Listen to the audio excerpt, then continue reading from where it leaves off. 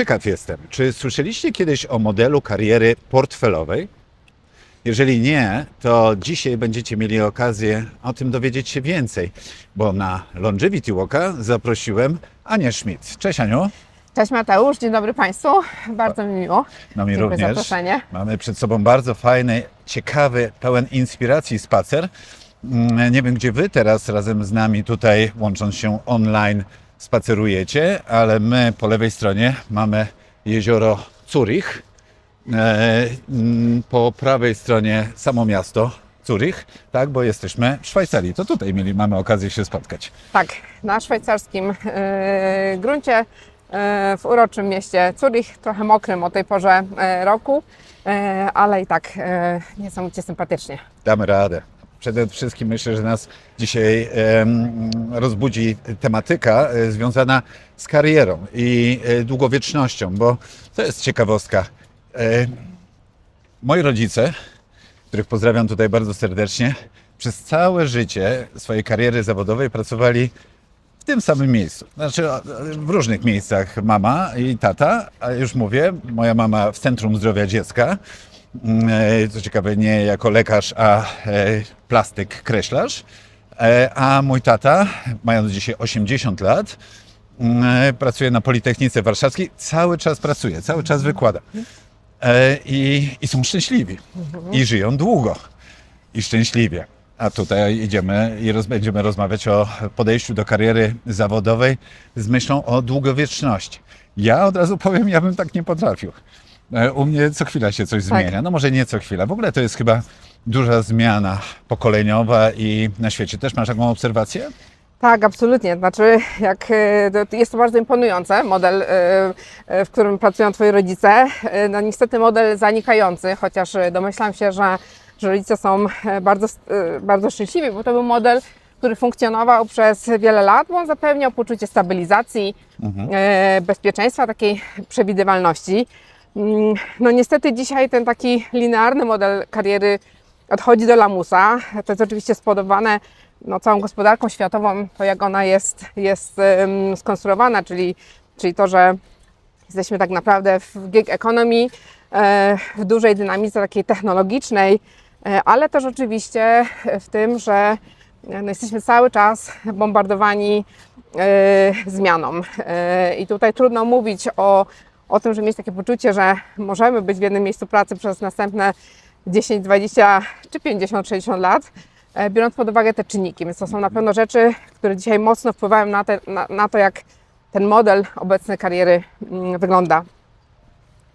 No ja też to zauważyłem. Są myślę, że takie zawody, w których jednak ta stabilność i ten spokój z tym związany jest, no ale prawda jest taka, że w dzisiejszych ciągle zmieniających się czasach i też takich presji, którą biznes szczególnie duży wprowadza, no to ciężko jest wytrzymać. I ta gotowość do zmiany, myślę, że to Ty się też tym zajmujesz, prawda, ze swoimi klientami i klientkami, to pewno ma miejsce. I właśnie o tym chciałem dzisiaj porozmawiać, bo nie tylko myślę, że innych, ale może też i Was to dotyczy. I chcielibyście poznać takie jakieś może wskazówki od Ciebie, Aniu, albo na co zwrócić uwagę, żeby mieć więcej tego spokoju i być gotowym na tą zmianę i być w pewnym sensie elastycznym, bo w tym pomagasz swoim klientom, tak? Pójdźmy jeszcze tutaj prosto. Tak.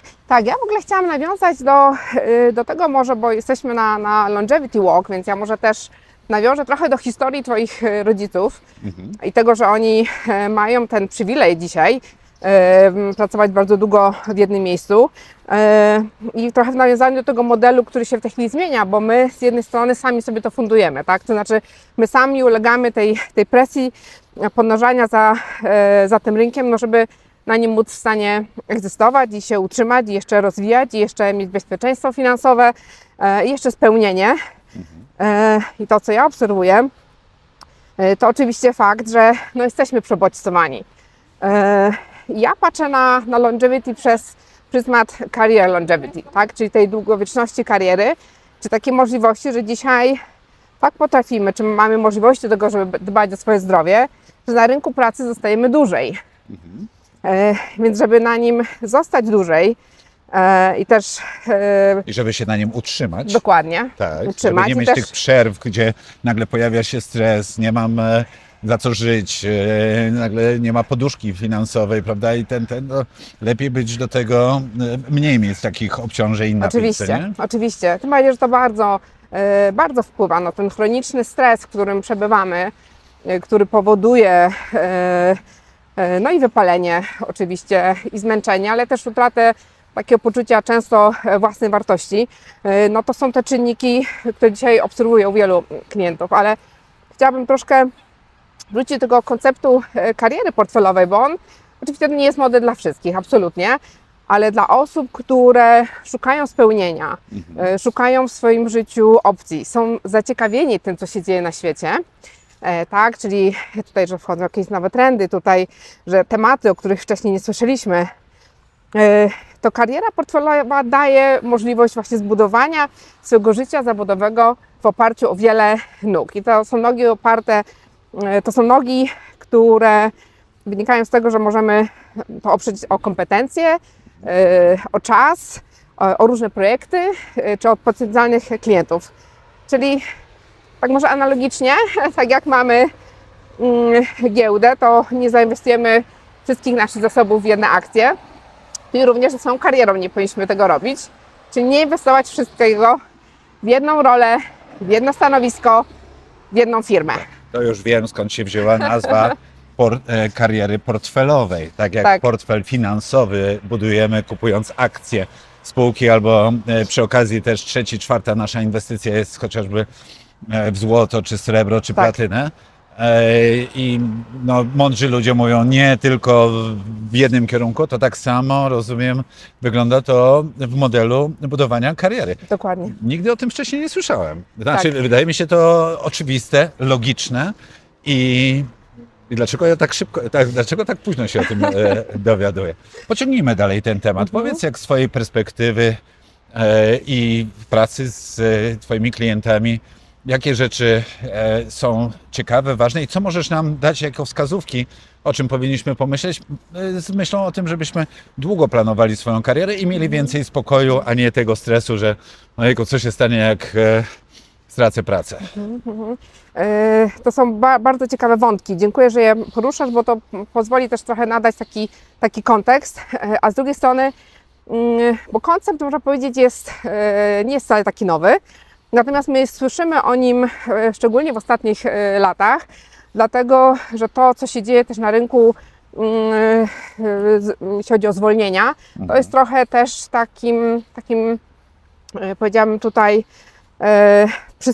przyspieszaczem, który skłania nas do takiego bardziej zachowawczego podejścia. No to jak tutaj się obudować tymi kompetencjami, żeby mnie tak łatwo z tego rynku nie wyrzucono. Natomiast mówisz o przyspieszaczu, żebyśmy szybciej pomyśleli o tym, tak? Żebyśmy Tak, zawczasu o tym pomyśleli, a nie wtedy, kiedy sprawy zaczną przybierać zły obrót. Tak. Chciałam użyć słowa accelerator z braku lepszego słowa, więc wyszło mi przyspieszacz. Chociaż lubię to, podoba mi się, bardzo mi się to podoba. Myślę, że wszyscy to bierzemy, co nie? Kupujemy. Z czego to w ogóle to myślenie się wzięło? Bo ja pracując z ludźmi, którzy są w outplacemencie, czyli outplacement to są programy, kiedy pracownik jest zwalniany przez korporację, natomiast korporacja czuje się w odpowiedzialności i też w chęci takiego wsparcia i funduje zwolnionemu pracownikowi program outplacementowy, czyli takim, w którym firma pomaga odnaleźć się na rynku pracy. Ja zaobserwowałam już jakieś, nie wiem, 16-17 lat temu, że to jest fantastyczny program, natomiast on jest takim połowicznym rozwiązaniem, dlatego że ci ludzie za jakiś czas znowu tracą pracę, tak? No taki jest naturalny nasz cykl na rynku pracy, więc I następnym razem rozumiem, że firma może nie dawać takiej szansy i takiego wsparcia. Absolutnie. No i wtedy zaczynają się kłopoty. Tak, więc zależało nam, żeby nauczyć takich kompetencji odnajdywania się na rynku pracy, a przede wszystkim, żeby patrzeć na siebie przez pryzmat opcji. Czyli jeżeli już ta sytuacja nas zastanie, to my sobie nie myślimy, Jezu, jestem dyrektorem finansowym, co ja teraz zrobię, bo akurat nie ma zapotrzebowania na dyrektorów finansowych, tylko myślę sobie, Ja jestem osobą, która potrafi sprawić, że mój prezes śpi spokojnie, bo tak zarządzam finansami, że zawsze jest wszystko poukładane, że wszystko jest dowiezione na czas, z pełną skrupulatnością i tak dalej. Czyli wychodzimy z tej tożsamości stanowiska, a myślimy o sobie przez pryzmat kompetencji, które mogą być zastosowane nie tylko na stanowisku dyrektora finansowego, tylko może jeszcze jako konsultanta zewnętrznego, a może jako wykładowcę. I to są z jednej strony takie bardzo intuicyjne rozwiązania. Można by powiedzieć, no dlaczego na to nie wpadliśmy wcześniej. I często tak jest. W stronę jeziora. To mi się podoba. Jeziora. Ale ja zaraz podejdziemy do jednego miejsca, które musimy się zatrzymać na chwilę, ale zostawię Ci to jako niespodziankę, bo ja Dobrze. już widziałem to kątem oka. Ale kontynuuj jeszcze, a ja to, co mówisz, bo jest bardzo ciekawe, a ja teraz zrobię krótką wstawkę żeglarską. A, dobrze, o super. To jest ten przywilej rozmowy z Mateuszem, że mamy urozmaicenia. Więc wracając tutaj do tej sytuacji, czyli generalnie zachęcanie do ludzi do tego, żeby myśleć o swojej karierze przez pryzmat po prostu opcji. I z jednej strony tutaj analogia oczywiście do finansów, ale z drugiej strony taka analogia, która mi się też bardzo podoba i widzę, że przemawia do moich klientów, to wyobraź sobie, że siedzisz w pociągu, który gdzieś tam jedzie Cię przez kolejne stacje i w którymś momencie ten pociąg możesz zmienić z takiego regionalnego pociągu i przesiąść się do Intercity, a później do Eurocity. I to jest trochę ta dotychczasowa linearna ścieżka kariery, że ktoś inny jest, który prowadzi ten pociąg, jest tym maszynistą, a Ty sobie po prostu jedziesz, ewentualnie zmieniasz, robisz taki upgrade. Natomiast w karierze portfelowej jesteś właścicielem stacji kolejowej, na której masz kilka takich pociągów i sobie myślisz, tutaj jest taki pociąg, którym będę sobie zawsze jeździł i to jest ten mój trzon, który daje mi oparcie i bezpieczeństwo. Ale oprócz tego ja mam jeszcze 2 czy 3 inne pociągi i mogę wyruszyć z nimi w podróż, która da mi spełnienie, która zaspokoi moją ciekawość, która da mi też poczucie bezpieczeństwa, która na przykład spowoduje, że moje kontakty zaczną się odświeżać i będą budowały ten mój kapitał relacyjny. I od razu tak przychodzi mi na myśl, czy także to, że jestem gotowa na to, żeby wsiąść do tego pociągu i go poprowadzić. Bo także to są umiejętności, które możemy nabyć albo na których możemy być przygotowani, że jak będzie moment, że wsiadamy do tego innego pociągu, to jesteśmy na to gotowi, tak? Tak, bardzo dziękuję za ten punkt, bo on jest bardzo ważny. Tutaj wchodzimy już też w kwestię takiego mindsetu. Poczekaj. To teraz zanim powiedziesz o mindsetie, to chciałem Ci pokazać kilka łódek. Tak. 1, 2, 3, 4, 5, 6. 6 łódek klasy Star. To są łódki olimpijskie, na których ja w Pekinie i w Londynie, to jest klasa olimpijska, na której w Londynie i w Pekinie razem z Dominikiem Życkim startowaliśmy. I tutaj widzę, są gotowe do płynięcia, bo maszty mają postawione na przyczepach. Do jeziora jest raptem 15 metrów, no może 20, dźwig. I tutaj jest lokalna flota żeglarzy w Zurichu, którzy jak tylko się robi pogoda, przychodzą sobie nawet prosto z biura, bo widzę, że budynki i miasto jest przecież w samym środku i wypływają na trening albo na regaty. I ja właśnie na takich łódkach pływam. Taka ciekawostka. Pozdrawiam wszystkich moich kolegów żeglarzy i żeglarki, bo kobiety też pływają na takich Absolutnie. łódkach, którzy są tutaj w Zurichu. Guten Tag. Tak, to jest niesamowite ciekawostka, to jest w ogóle też urok tego miasta, prawda? Że na przykład będąc żeglarzem, no może tutaj już trochę przesadzam, ale rozumiem, że w trakcie lunchu można by wyskoczyć na łódkę, prawda? Pozazdrościć.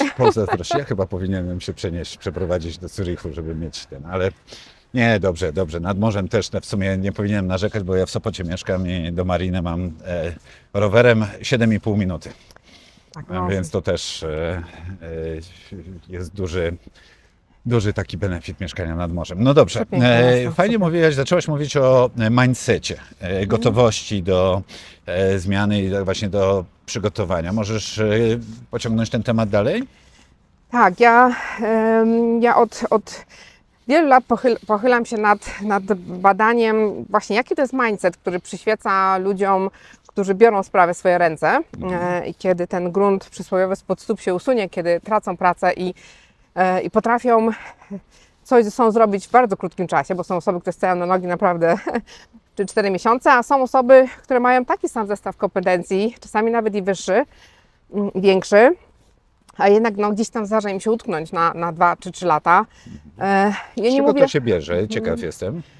tak, no tutaj też kilka czynników. No z jednej strony no trzeba sobie powiedzieć szczerze, że rynek nie jest zbyt łaskawy dla tak zwanych silversów, tak? Jednak nadal cały czas mamy taką dyskryminację ze względu na wiek, bo pracodawcy patrzą często na kapitał dorobku również przez pryzmat oczywiście oczekiwań finansowych, co jest bardzo błędnym i krótkowzrocznym myśleniem, ale to nie jest oczywiście reguła. Z drugiej strony to jest też często właśnie to nasze podejście i ja w swojej pracy w sumie wyodrębniam kilkanaście takich schematów myślowych, ale takie 3 kluczowe, które szczególnie mają tutaj znaczenie, to właśnie ta odpowiedzialność, to wzięcie sprawy w swoje ręce, czyli tutaj analogicznie do Ciebie te stery zawodowe w swojej ręce, czyli ten koncept ownershipu, takiego właścicielskiego podejścia, że to ja jestem maszynistą tego pociągu, tak, że ja nie jadę sobie i nie czekam, gdzie on mnie zawiezie, Tak, czy gdzie wywiezie. że co się wydarzy, albo kto za mnie coś zrobi lub Tak. podejmie decyzję, tylko trzeba wziąć sprawy w swoje ręce, tak? Tak. Bo to jest przecież moje życie. No i także pewno wpływa to na życie moich najbliższych. Tak, tak. A Fajne. jednak no umówmy się, dotychczas to było wygodne myślenie, tak, że firma nas będzie szkolić, że firma nas bezpiecznie do tej emerytury zaprowadzi. No dzisiaj tego komfortu nie mamy. To można nawet zaobserwować w takich prostych rzeczach, gdzie firmy dają na przykład budżet na szkolenia, ale to już Ty musisz wziąć odpowiedzialność za swoje ręce i te szkolenia po prostu zobaczyć i przejść. Tutaj to, co powiedziałaś, ten ownership kojarzy mi się z podejściem, mindsetem, ale też i z psychologią. Dlatego przedstawiając się, wspomniałaś, że jesteś także psychologiem biznesu, prawda? Dobrze Tak. kojarzę, że Tak, tutaj psychologiem trzeba pracy. Mhm. wpłynąć, psychologiem pracy, trzeba wpłynąć na zmianę myślenia człowieka, czyli to nie jest umiejętności, to nie są narzędzia, to nie są kursy, to jest w ogóle mindset, czyli psychologia. Psychologia i też Ciekawe. oczywiście tak i trochę to, o czym rozmawialiśmy wcześniej, czyli też psychologia i przyjrzenie się naszym przekonaniom, bo często my mamy chęci, ale z drugiej strony pojawiają się głosy, a czy ja sobie dam radę, a czy to się wiąże z zakładaniem firmy, a co ludzie powiedzą, że ja jestem po 50 i nagle wykorzystuję któryś z kanałów dystrybucji, jakim są social media i się tutaj, no właśnie, tak? I z kim ja o tym pogadam na imieninach, co nie? Dokładnie.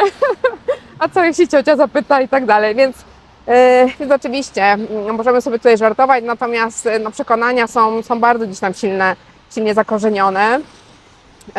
Ja nie chcę absolutnie tutaj tego minimalizować, że zbuduj sobie karierę portfelową, bo to jest takie łatwe i proste. To oczywiście wymaga pewnego nastawienia i to właścicielskie podejście jest jednym z kluczowym. Fajnie. Aniu, to był pierwszy punkt na liście 3. Ciekaw jestem drugiego i trzeciego. Tak. Drugi taki kluczowy to jest, na tym mówię fluidity, ale tutaj mówimy o takiej płynności. I to jest płynność przechodzenia pomiędzy rolami. I my ją już dzisiaj nawet często nieświadomie pokonujemy, bardzo, bardzo dzielnie, codziennie, no bo zobacz, rano jesteśmy na Zoomie z kimś, kto jest, nie wiem, w Australii. 2 godziny później przełączasz się na inny kanał i to jest Teams i musisz poprowadzić warsztat dla 40 osób, którzy są rozproszeni, więc musisz ich zainteresować, zaciekawić, utrzymać ich uwagę. Później się okazuje, że po południu ktoś Cię poprosił i idziesz gdzieś dowiedzieć jakiś wykład, a w tym wszystkim jest też no, te własne granice, tak? Gdzie przechodzimy do domu i teraz co to naprawdę oznacza zamknięcie laptopa i pracy, tak? Czy rzeczywiście mamy tą umiejętność wyznaczania tych granic, które dzisiaj są płynne, więc ta płynność w przechodzeniu pomiędzy kulturami, z którymi pracujemy w ciągu dnia, z ludźmi, którzy mają różny poziom energii. Niektóre osoby nas drenują, niektóre osoby nas uskrzydlają oczywiście. To są technicznie proste rzeczy, ale no one wszystkie skumulowane rzeczywiście sprawiają, że powinniśmy umieć tym zarządzić, być tego świadomi po prostu. Czyli to, co się dzieje, ja to tak odbieram, poprawnie, jeżeli błędnie to odebrałem, co powiedziałaś, że to jest umiejętne przechodzenie przez te wszystkie sytuacje, płynne przejście pomiędzy sytuacjami w ciągu dnia. Tak, Różnymi obowiązkami, zadaniami, rzeczami, które nas zaskoczą i umiejętność takiej bycia elastycznym, Tak. dobrze myślę? tak, Ale dokładnie. też elastyczne to jedno, ale drugie to jest też gotowość odnalezienia się w tej sytuacji, a nie, że się najeżdżę i nie, ja tego nie chcę, Tak. nie dotykam. Czyli otwartość, Tak. dobrze myślę? Otwartość tak jest i tych cech jest kilka. Otwartość też jest również ten open mindset, powiedziałabym nawet ten taki mindset rozwojowy, mindset, tak, czyli growth mindset. mindset. Tak, nawet bardziej niż open. Cieszę się, że mówisz o tym, bo my tutaj też wielokrotnie na Powerwalku o tym wspominamy. Ja jestem w ogóle wielkim fanem tego myślenia, otwartości, ciągłego uczenia, everyday is a school day. Tak. I growth mindset. No Tak. to cieszę się, że to mówisz i to w takim razie też byś polecała.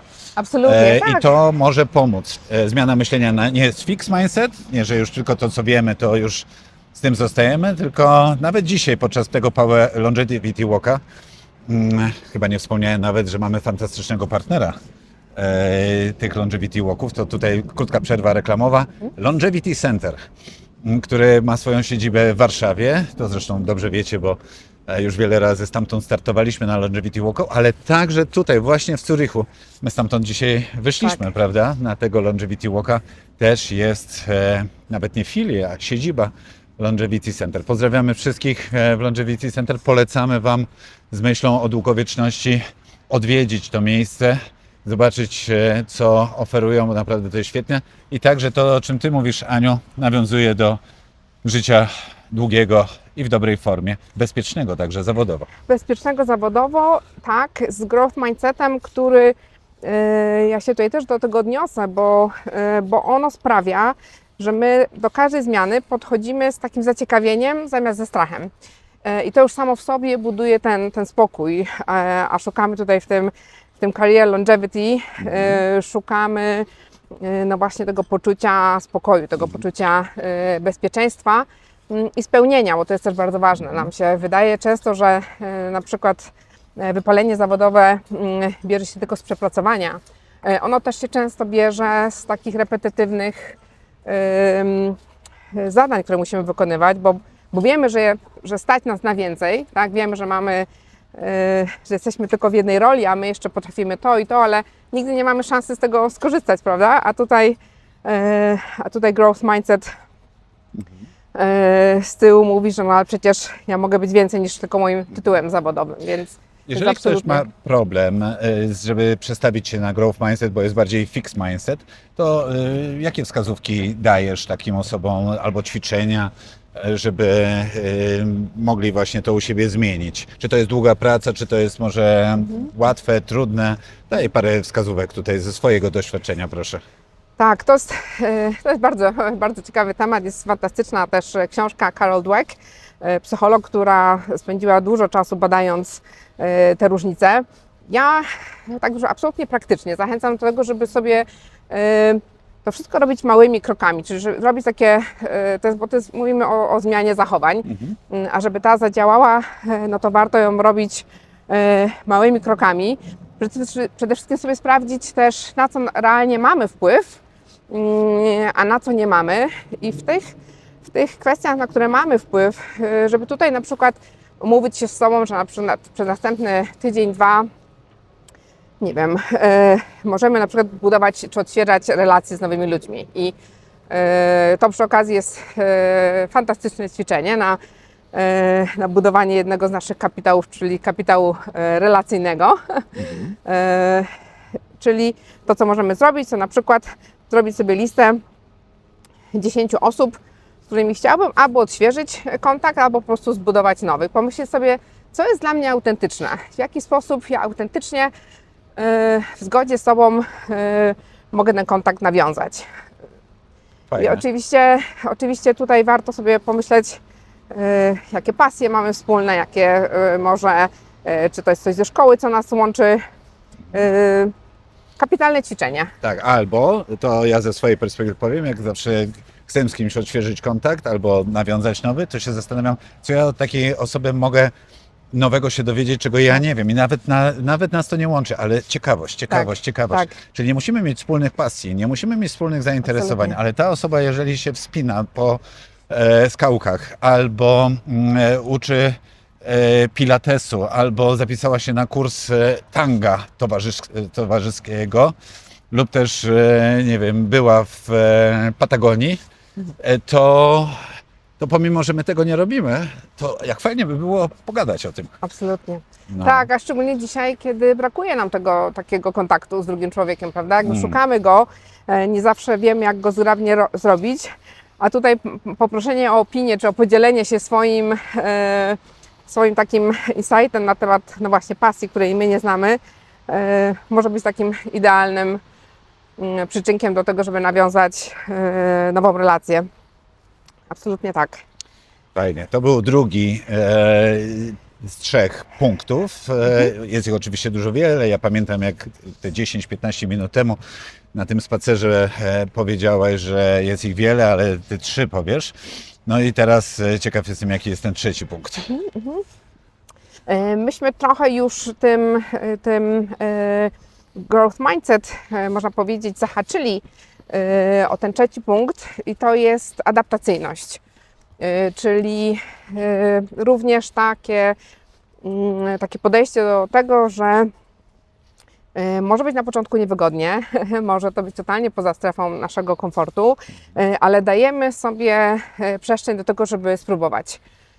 I tutaj też warto sobie przypomnieć, jakie zasoby już mamy, sytuacje, które być może wcześniej w naszym życiu nas spotkały, w których sobie poradziliśmy, bo tak mało jest w nas, mam wrażenie, takiej też wdzięczności za to, co na co dzień robimy. Przechodzimy na tym do porządku dziennego, a ja jednak zachęcam, żeby się zatrzymać i sobie powiedzieć, dobrze, ale to, co się wydarzyło, nie wiem, w 1988 roku, dawno temu, ale to też uruchomiło w sobie pewne działania, pewne aktywności, uruchomiły się jakieś swoje cechy talentu, charakteru, więc warto na tym też budować. I w których momentach warto się tak zatrzymać i właśnie wspomnieć stare, dobre czasy, albo właśnie nawet tą wdzięczność za to, co się dzisiaj wydarzyło, albo w tym tygodniu?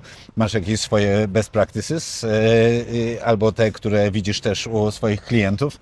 Wiem, że nie możesz powiedzieć wszystkiego, no bo to jest także tajemnica zawodowa, prawda? Ale daj nam jakieś wskazówki, które widzisz, są momenty w ciągu dnia, czy wieczorem, czy w środku dnia, a może w weekend, żeby właśnie tak się zatrzymać i trochę tak docenić faktycznie to, co mamy. Tak, no moi klienci są absolutnie ogromnym źródłem inspiracji dla mnie i rzeczywiście też uczę się na bieżąco. Wiele rzeczy też adaptuję, bo sama należę do osób, które dużo energii wydatkują cały czas na robienie nowych rzeczy, zamiast też pobycie i celebrowanie ich, więc to jest też droga. Ja mam takiego klienta, który oczywiście też łączy swoją kulturę, bo jest pół Japończykiem, pół Kanadyjczykiem. I on w kapitalny sposób po takim też mocnym incydencie wypalenia zawodowego skupił się na tym, żeby pomyśleć, dobrze, to co już jest trochę w moim DNA i co mogę wykorzystać, i wrócił trochę głębiej do swojej kultury. I on na przykład zaczyna tydzień nie od listy to-dosów, tylko od jednej rzeczy, z której będzie mógł się cieszyć w piątek. I to jest teoretycznie to samo, ale no taki game changer, jeśli chodzi o perspektywę, prawda? Ale mi się to podoba. Prawda? Ja cię kręcę, jakie fajne podejście. Czyli już sobie, że tak Tak. powiem, zakłada swoją przyjemność, którą Tak. będzie miał na koniec tygodnia, ale musi do tego doprowadzić. Doprowadza do tego, No, ale no... powiedz, nie tak zostawia, co się wydarzy i później sobie podsumuje i tak dalej. Nie, pewno jest to związane z jakimś swoim pomysłem i celem, prawda? Tak, znaczy on po prostu podchodzi, on żyje procesem, a nie tylko wynikiem. I to jest chyba ta podróż, której nam często brakuje, że my jesteśmy jednak bardzo skoncentrowani na wyniku, a tutaj można już też coraz bardziej się cieszyć tą podróżą. Ja oczywiście nie jestem ekspertem od mindfulness, więc tutaj pewnie eksperci by się ciekawiej rozwinęli ten temat, natomiast on rzeczywiście poprzez dzienne rytuały, przerwy, które w swoim dniu robi, rzeczywiście regeneruje swoje baterie i cały czas oczywiście napędza go to myślenie o tym, że ten tydzień już z góry będzie miał pozytywne zakończenie. Proszę. No i w ten sposób rozumiem, że budujemy swoją wartość wewnętrzną, taką jak to się mówi, dobrą też, samoocenę, pewność siebie, energię dobrą, żeby właśnie być przygotowanym też na te różne sytuacje, które mogą się zdarzyć w naszej karierze zawodowej. Bardzo ciekawe rzeczy powiedziałaś, Aniu. Ja tutaj pilnuję czasu, bo pamiętaj, że my się, idziemy, ale inni idą razem z nami, bardzo często przed pracą jeszcze, tak się u niektórych to zrobiło, więc pół godzinki już sobie idziemy. Mam nadzieję, że Wam się fajnie idzie. Nam super, Absolutnie. co nie? No. Ja czuję, że my dopiero dotknęliśmy tematu. Tak. Zgodziłabyś się kiedyś pójść na kolejnego takiego power walka, żebyśmy jeszcze weszli głębiej w te tematy? Z miłą chęcią, bo absolutnie zachęcam do tego, żeby tym tematem kariery portfelowej się zainteresować, bo może Państwa zachwycić. Gdyż dla wielu ambitnych osób to nie jest właśnie tylko kwestia budowania bezpieczeństwa finansowego, to się trochę dzieje tak z defaultu. To jest przede wszystkim budowania opcji, które dają takie uczucie spełnienia po prostu. Czyli mamy to przysłowiowe 70 lat i sobie myślimy, ja nie mam żalu, że tego nie spróbowałem, bo ja spróbowałam, stwierdziłam, że to nie dla mnie, ale spróbowałam jeszcze coś innego, tak? Czyli cały czas smakujemy i jeśli to jest dobrze poukładane, bo struktura oczywiście musi być, bo inaczej nas to wypali, ale jeśli to jest dobrze poukładane, no to mamy szansę w tym całym chaosie, w tym pędzie cywilizacyjnym, w którym jesteśmy, to mamy szansę na przeżycie takiego bardzo bogatego życia, jakby nie tylko zawodowego, bo tu mówimy też o portfolio life, tak? Czyli też w ogóle o zbilansowanym życiu. Nawet nie wiesz, jak się cieszę, że to wszystko powiedziałaś, bo Twój rozmówca w tym spacerze, czyli ja właśnie do tego tak podchodzę. Ja w ogóle nie mam nastawienia na budowanie swojego majątku. Ja to, co robię, to inwestuję w siebie i swoje umiejętności, żeby być, oczywiście zależy mi na tym, żeby robić fajne rzeczy z ciekawymi ludźmi. Chociażby ten Power Walk, cały projekt, no to jest w ogóle coś fantastycznego, ale ja rozwijam się, cały czas jestem elastyczny, na zmianę, szukam nowych rozwiązań innowacyjnych. Dlaczego? Ponieważ wiem, że za 5-10 lat, niezależnie ile będę posiadał, nie wiem, majątku, to dla mnie ważniejsze jest, co ja będę potrafił zrobić. Tak. I nawet jak stracę swoją pracę z jakiegoś powodu, to jestem w gotowości pełnej i jestem przekonany, że będę bardzo dobrym kandydatem do zaangażowania przez innych, czyli dostanę pewną jakąś ofertę i propozycję pracy, bo moje skille będą to, a nie ile ja tam będę miał majątku. Majątek bardzo łatwo stracić z różnych względów, a tu najważniejsze jest to, jakim się posiadamy. To jest mój mindset. Nie wiem, czy to cokolwiek znaczy dla Was, ale polecam właśnie, żeby w ten sposób myśleć, a nie, że tutaj kolejne mieszkanie, które będę wynajmował i w razie czego, jak będą słabe, to też.